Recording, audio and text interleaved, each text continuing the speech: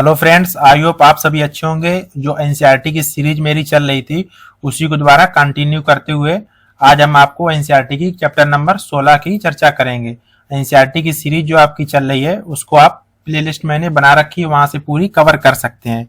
जो आपके लिए एनसीईआरटी जो है जी आपके केवीएस का एग्जाम हो या आपका सीटेट का एग्जाम हो, उसके लिए आपके लिए हेल्पफुल रहेगी। क्योंकि सीटेट में आपके एनसीईआरटी बेस्ड 15 क्वेश्चन आते हैं। जो पेडागोजी आती है वो इसी जो एनसीईआरटी में नीचे आपके टीचर्स के लिए हिंट्स दी रही होती है, यहाँ से आपकी पेडागोजी पूछी जाती है। तो वही सब आप आज के वीडियो में कवर करने वाले हैं। और मैंने आपके पेडागोजी के लिए अलग से एक रैपिड फायर सीरीज चला रखी, जिसमें कि आपकी 10 से 15 मिनट की वीडियोज रहती हैं।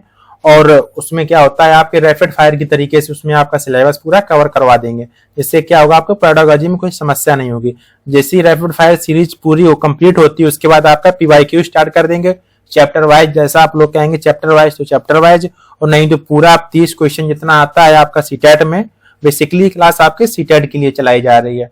क्या होता है, केवीएस का भी पैटर्न थोड़ा सा चेंज हो गया है। केवीएस में आपके चैप्टर के नेम पूछे जाने लगे हैं, इसलिए केवीएस के लिए भी ये हेल्पफुल रहेगी। जैसे कि यहाँ पर दिया गया है, चू चू करती आई चिड़िया। अब ये एक पत्र लिखा गया था, ये पत्र किसने लिखा गया था, इस तरह केवीएस में क्वेश्चन पूछे जाते हैं। जैसे कि ये आपका जो पत्र है, ये आपका गीजूभाई बधेका द्वारा लिखा गया था। अब चर्चा करते हैं, गीजूभाई बधेका आपके कहाँ के रहने वाले थे। तो गीजूभाई बधेका आपके गुजरात के रहने वाले थे। कहाँ के रहने वाले थे गीजूभाई बधेका जी आपके? ये पत्र किसके द्वारा लिखा गया था? तो आपका गीजूभाई बधेका जी द्वारा। ये कहाँ के रहने वाले थे? तो ये आपके गुजरात के रहने वाले थे। साइड में मैंने आपके लिए मैप भी लगा रखा, आपको मैं मैप में बताता हूँ आपका गुजरात कहाँ पर पड़ता है। आप यहाँ पर देख सकते हैं, ये रहा आपका गुजरात। यहाँ पर आप देख सकते हैं ये आपका गुजरात। गुजरात की सीमा किन किन राज्यों से साझा होती है? तो आप देख सकते हैं गुजरात की सीमा आपकी नीचे आप देखेंगे तो महाराष्ट्र से सीमा लगती है गुजरात की ओर। यहाँ पर आपकी एमपी यानी कि मध्य प्रदेश से सीमा साझा करता है गुजरात, और यहाँ पर राजस्थान से सीमा साझा करता है। इस तरह जो मैप वाला एक क्वेश्चन आपका सीटेट में पूछा जाता है, आपका मैप से स्थिति पूछी जाती है। जैसे कि यूपी है तो बिहार से किस दिशा में पड़ता है? तो ये आपकी पश्चिम दिशा में पड़ता है। इस तरह आपके जो सीटेट में क्वेश्चन पूछा जाता है वो भी आपका कवर हो जाएगा। अगर ये पूरी क्लास आपने लास्ट तक देख ली, जो भी 15-20 मिनट की क्लास चलेगी, तो यानी कि आपका 2 से 3 क्वेश्चन कहीं नहीं जाने वाला है सीटेट में। चलिए, तो आज हम लोग पक्षी के बारे में पढ़ेंगे। जैसे कि गौरैया, फाख्ता, शक्कर खोरा और आपकी कोयल है, कौवा, इन सबके बारे में जिक्र करेंगे। तो आपका हम नीचे से शुरू करते हैं। यहाँ पर कलचड़ी चिड़िया से। कलचड़ी को और क्या कहते हैं? इसको अन्य नामों से भी जाना जाता है, जैसे कि इसे इंडियन रोबिन भी कहते हैं। आपके लिए मैंने सब हाईलाइट कर रखा है, जो भी इंपॉर्टेंट है वो सब आपको हाईलाइटेड मिलेगा। और जो पीडीएफ है आपको टेलीग्राम ग्रुप में प्रोवाइड करा देंगे, आप वहां से पीडीएफ को ले सकते हैं और उसको पढ़ सकते हैं। यानी कि रिवीजन, एक बार आप वीडियो देख लीजिए और एक बार आप क्लास पढ़ लीजिए तो आपका पूरा कंप्लीट हो जाएगा। जैसे पढ़ते हैं कलचड़ी। कलचड़ी को और किस नाम से जानते हैं? तो आपका इंडियन रॉबिन के नाम से जानते हैं। तो अब यहाँ पर क्वेश्चन आपका पूछा जाता है, जो आपकी चिड़िया है अपना घोंसला कहाँ बनाती है? तो ये घोंसला अपना पत्थरों के बीच में जो खाली जगह पड़ी होती है वहां पर अपना घोंसला को बनाती है। घोंसला ये कौन कौन सी सामग्री द्वारा बनाती है? तो घोंसले में आपका क्या क्या होता है? घास से घोंसला बनाती है, और पौधों की जो नाजुक टहनियां होती हैं उससे बनाती है, और जो पौधे की जड़ें होती हैं उसको एकत्र करके उससे घोंसला बनाती है। ऊन है, बाल हो गए और रुई के टुकड़े हो गए, और इन सबको आपको घोंसले के अंदर ये बिछाकर मुलायम घोंसला बनाती है। क्योंकि नाजुक बच्चे होते हैं उनको चोट ना पहुंचे, इसलिए कलचड़ी चिड़िया इस तरह का काम करती है। अब यहाँ पर बात किया गया है जिक्र कौवा के बारे में। कौवा के बारे में अभी हम नहीं पढ़ेंगे, क्योंकि एक पॉइंट कौवा का यहाँ पर दिया गया और एक पॉइंट आपका नीचे भी आपका सेकंड पेज पर दिया गया। वहां पर पूरा हम कौवे को एक साथ में पढ़ेंगे, अभी इसको नहीं पढ़े, अभी के लिए स्किप करते हैं। कलचड़ी के बारे में कुछ और देख लेते हैं। कलचड़ी के घोंसले में मैंने एक छोटा सा बच्चा देखा। अब बच्चे को देखा तो बच्चे को देखकर इसमें क्या देखा कि बच्चे की चोंच थी वो कौन से कलर की थी? बच्चे की चोंच आपकी लाल कलर की थी। कैसी थी बच्चे की चोंच? लाल थी। तो आपके सीटेट में पूछा जाएगा कलचड़ी का जो बच्चा होता है उसकी चोंच किस कलर की होती है? तो आपको वहां पर बताना होगा कलचड़ी के जो बच्चा होता है उसकी चोंच लाल कलर की होती है। और क्या क्या दिया गया है?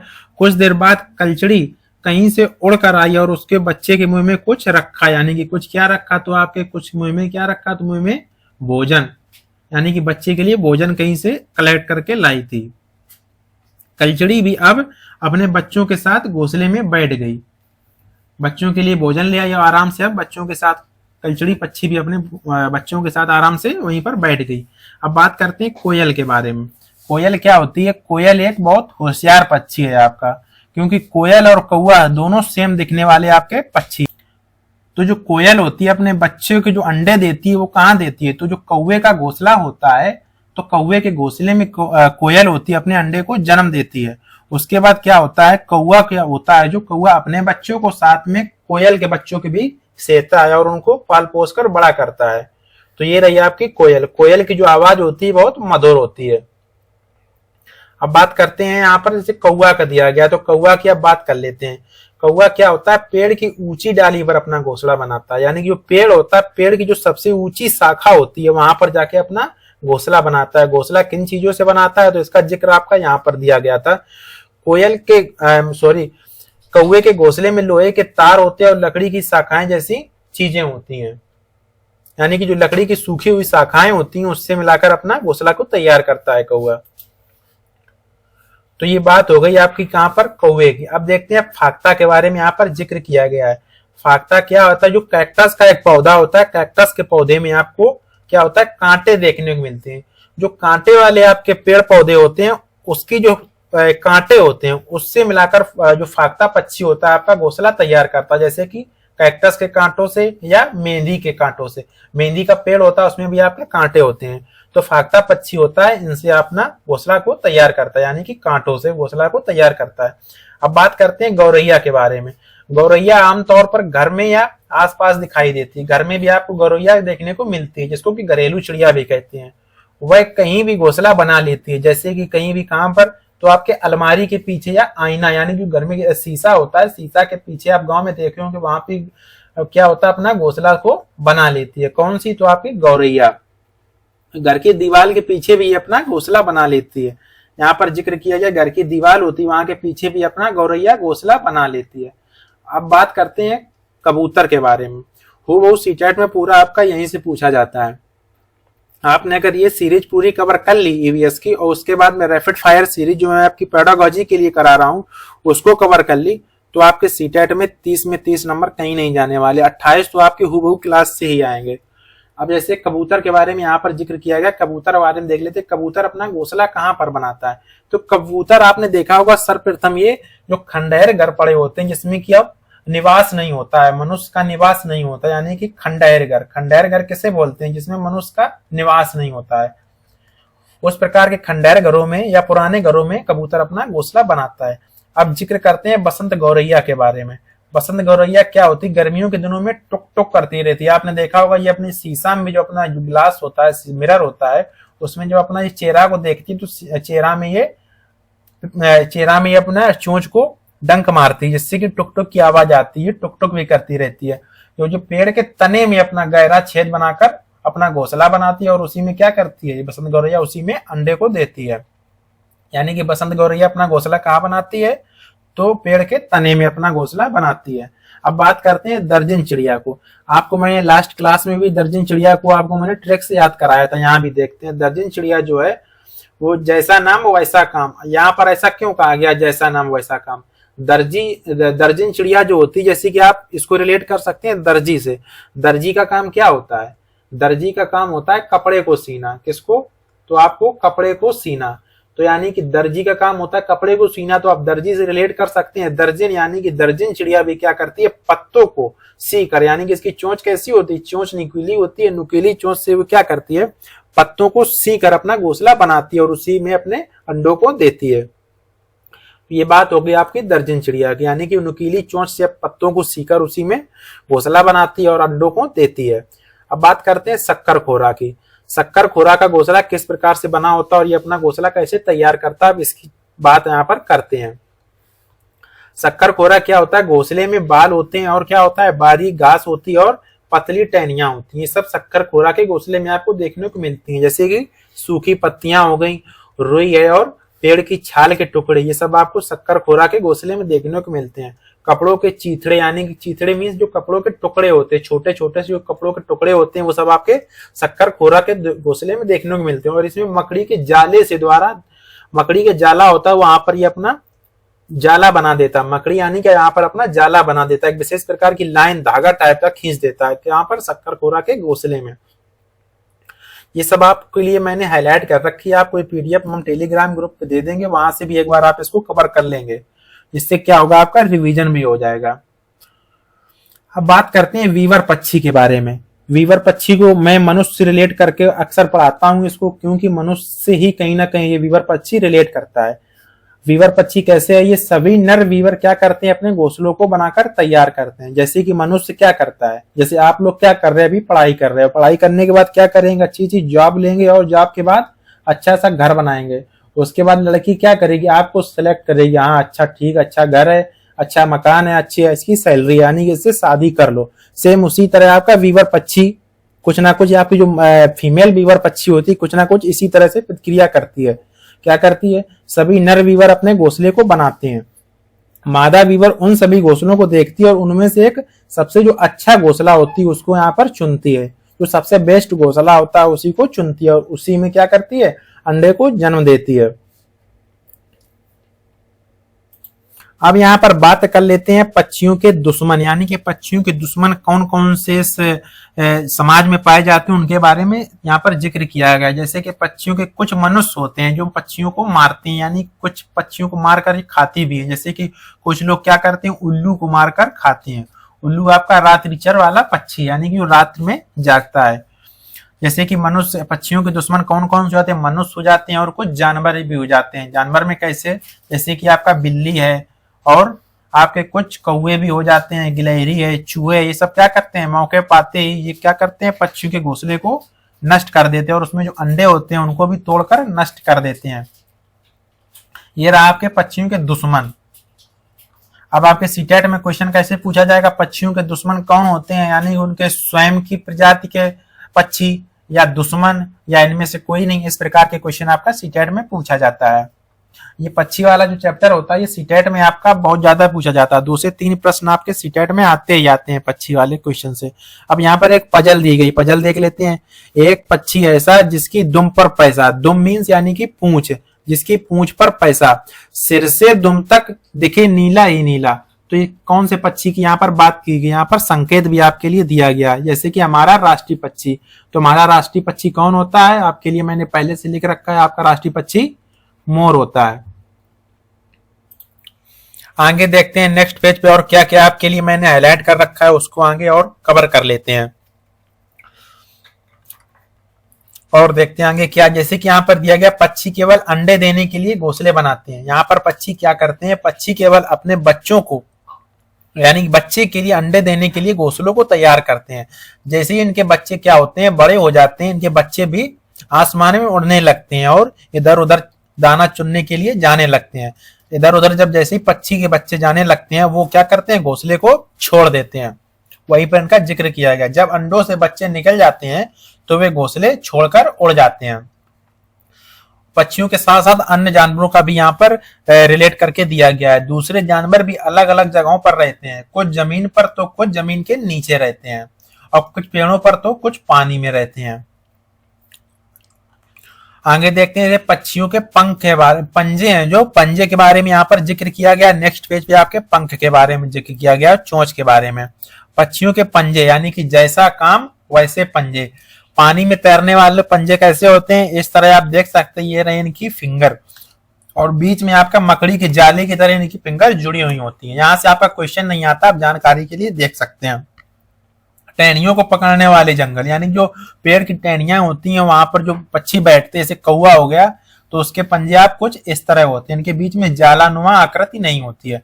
जो पानी में तैरते हैं उनके बीच में जाला की नुमा यहाँ पर आकृति होती है। यहाँ पर रेड पेन आपको हटा देते हैं, उसके बाद आपको दिखाई देगा इस तरह वहां पर जालानुमा आकृति होती है। जो शिकार करने के लिए पंजे होते हैं जो पक्षियों के, उनके यहाँ पर नाखून होते हैं, वो बड़े होते हैं। नाखून कैसे होते हैं, तो नाखून उनके इस तरह बड़े होते हैं। पेड़ पर चढ़ने के लिए पंजे जो होते हैं वो भी आपके कुछ ना कुछ शिकार करने वालों की तरह होते हैं, हुक की तरह होते हैं। जैसे हुक होता है ना आपका, जैसे बोरा पकड़ने के लिए जो हुक का प्रयोग किया जाता है, उसी तरह इनके कुछ पंजे भी हुक की तरह होते हैं जो पक्षी पेड़ पर चढ़ते हैं। जमीन पर चलने के लिए पक्षी, जैसे कि आपका बगुला हो गया और भी जो पक्षी जो जमीन पर चलते हैं, सारस हो गया, उनके पंजे कुछ इस तरह से होते हैं। अब आगे बात कर लेते हैं पक्षियों की चोंच के बारे में। पक्षियों की चोंच किस तरह से होती है और जैसा यहाँ पर जिक्र किया गया, जैसा खाना वैसी चोंच। ठीक है, पक्षी यानी जिस प्रकार से खाना खाते हैं उसी प्रकार की उनकी चोंच भी होती है। जैसे कि मांस चीरने और फाड़ने के लिए उनकी चोंच कुछ अलग प्रकार की होती है, लकड़ी में जब छेद करते हैं तो उसके लिए चोंच उनकी कुछ अलग प्रकार की होती है, और फूलों के रस चूसने के लिए उनकी चोंच अलग प्रकार की होती है। यानी कि सभी प्रकार की यहाँ पर चोंच का जिक्र किया गया है। अब हम बात कर लेते हैं मांस चीरने फाड़ने वाले पक्षी कौन कौन से होते हैं और उनकी चोंच किस प्रकार से होती है। जैसे कि मांस चीरने फाड़ने वाले पक्षी आपके कौन कौन से होते हैं, जैसे कि आप देख सकते हैं गिद्ध होता है, वो मांस को चीरता फाड़ता है। और आपका चील हो गया, इनकी चोंच इसकी हुक के टाइप की होती है। कैसी होती है? हुक के टाइप की। सीटेट में कैसे पूछा जाएगा? सीटेट में आपसे पूछा जाएगा कौन सा पक्षी है ऐसा जिसकी चोंच हुक के आकार की होती है और जो कि मांस को चीरने और फाड़ने के लिए काम में आती है। तो आपका हो जाएगा गिद्ध और चील। और जैसे कि और बात कर लेते हैं लकड़ी में छेद करने वाले। लकड़ी में छेद कौन करता है? तो आपका कटफोड़वा होता है। एक पक्षी आपका कटफोड़वा। कौन सा पक्षी? आपका कटफोड़वा। वो लकड़ी में छेद करता है, यानी कि इसकी चोंच कैसी होती है? इसकी चोंच आपकी लंबी होती है, तभी तो आसानी से ये लकड़ी में छेद कर पाता है। और इसकी चोंच लंबी होती है, लंबी के साथ साथ तेज होती है। और कैसी होती है? तेज होती है। और कैसी होती है? लंबी होती है। आगे देखते हैं फूलों का रस चूसने के लिए। यानी कि फूलों का रस कौन सी पक्षी आपका चूसता है? तो आपका पक्षी होता है सनबर्ड। यानी कि सनबर्ड पक्षी होता है, वो फूलों का रस चूसता है। उसकी चोंच कुछ इस प्रकार की होती है, आप देख सकते हैं। यानी कि पतली भी है और कैसी है? पतली है और लंबी है। और आपकी कैसी? इसकी घुमावदार होती है, कुछ ना कुछ घुमावदार इसकी चोंच होती है। अब बात कर लेते हैं कीचड़ में छानबीन करके, यानी जो कीचड़ में जो कीड़े होते हैं उसको जो वहां से कीड़े बीन कर खाते हैं पक्षी, उनकी चोंच इस प्रकार लंबी होती है। ये कौन कौन से पक्षी होते हैं जो कीड़े बीन कर खाते हैं? जैसे कि आपका बगुला हो गया, आपने देखा होगा तालाब में ये मछली हो गई या छोटे मोटे और कीड़े मकोड़े होते हैं उनको बीन कर खाता है। और आपकी टिटहरी हो गई। टिटहरी आपकी कहां से कीड़े बीनती है? जो खेत में जो पानी होता है वहां पर इसको कीड़े बीनने का काम करती है। बीजों को दबाकर तोड़ने के लिए, बीजों को दबाकर कौन तोड़ता है? ये आप यहाँ पर समझ पा रहे होंगे। यानी आपका पैरट, यानी कि आपका तोता। जो तोता होता है वो बीजों को तोड़कर उसके दाने को चुनता है। यानी जैसे कि आप मूंगफली तोते को देंगे तो उसको बीजों को तोड़कर दाने को चुनता है। काटने के लिए चोंच, काटने के लिए चोंच कुछ इस प्रकार होती है, लंबी आपकी किसकी होती है काटने के लिए? जैसे कि आपकी कौवा क्या होता है? चीजों को, रोटी को तोड़ तोड़ कर काट काट कर खाता है। अब यहाँ पर कुछ दांतों का जिक्र किया गया है। जैसे कि आपकी गाय का जिक्र किया गया। गाय के क्या होते हैं? आगे के दांत कैसे होते हैं? छोटे होते हैं। और ये क्या, आगे के दांत जो छोटे होते हैं वो किसके काम के लिए प्रयोग होते हैं? वो पत्तों को काटने के लिए प्रयोग किए जाते हैं। जो इसके पीछे के दांत होते हैं वो कैसे होते हैं? चपटे होते हैं और बड़े होते हैं, जिसका काम क्या होता है? घास को चबाने के काम आते हैं। यानी कि आगे के दांत होते हैं वो छोटे होते हैं। वो किसके काम आते हैं? तो वो पत्तों को काटने के लिए। और जो पीछे के दांत उसके चौड़े होते हैं और कैसे होते हैं? चपटे होते हैं। तो वो किसके काम आते हैं? वो घास को काटने के लिए और चबाने के लिए काम आते हैं। अब बात करते हैं बिल्ली के बारे में। यहाँ पर जिक्र किया है। बिल्ली के दांत कैसे होते हैं? नुकीले होते हैं, जो मांस फाड़ने और काटने के काम आते हैं। जिस प्रकार आप देख सकते हैं यहाँ पर बिल्ली अपने मुंह में चूहे का मांस लिए हुए है। आगे बात कर लेते हैं सांप के बारे में। सांप के 4 जहरीले दांत होते हैं। 4 प्रकार के जहरीले सांप पाए जाते हैं। इनके दांत तो बहुत छोटे छोटे होते हैं, बट 4 प्रकार के भारत में जहरीले आपके सांप पाए जाते हैं। 4 प्रकार के जहरीले सांप पाए जाते हैं। इसके दांत कैसे होते हैं? दांत नुकीले होते हैं। वह अपने शिकार को चबाकर नहीं खाते, यानी कि जो अपना शिकार होता है इसको चबाकर नहीं खाते हैं। ये क्या करते हैं? उसको डायरेक्ट निगल लेते हैं। आपने काफी बार वीडियो में भी देखा होगा कि सांप क्या होता है, कोई भी पक्षी या कोई भी अपना शिकार उसको बनाता है तो उसको डायरेक्ट पूरा निगल लेता है। जैसे कि पक्षी के जो अंडे होते हैं उनको भी डायरेक्ट ये सांप क्या करता है? उनको निगल लेता है, उसको चबाता नहीं है। अब बात कर लेते हैं गिलहरी के बारे में। गिलहरी के दांत हमेशा क्या होते हैं? बढ़ते रहते हैं। गिलहरी के दांत हमेशा बढ़ते रहते हैं। गिलहरी और चूहा दोनों के दांत हमेशा बढ़ते रहते हैं। और ये किसके काम करते हैं?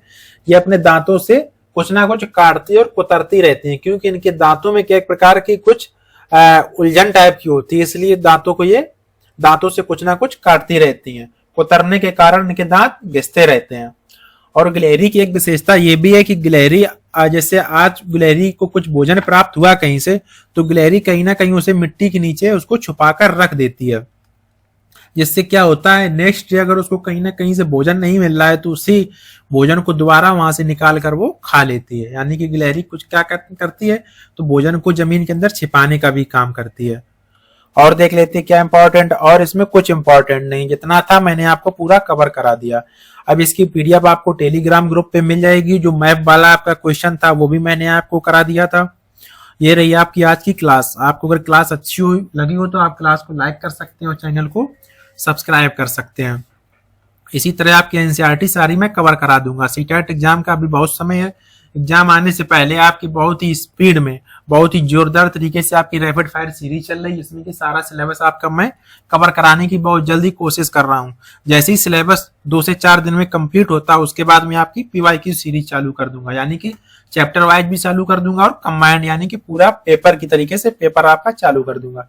चलिए तो आज के लिए इतना ही। जो आपको स्क्रीन पे दूसरी आपको वीडियो देख रही है वहां पर जाके आप रैपिड फायर की पूरी सीरीज कवर कर सकते हैं। जो आपको वीडियो के लास्ट में आपको प्लेलिस्ट आपको स्क्रीन में दिख रही है वहां से आप कवर कर सकते हैं। चलिए आज के लिए इतना ही। Thank you. भारत माता की जय।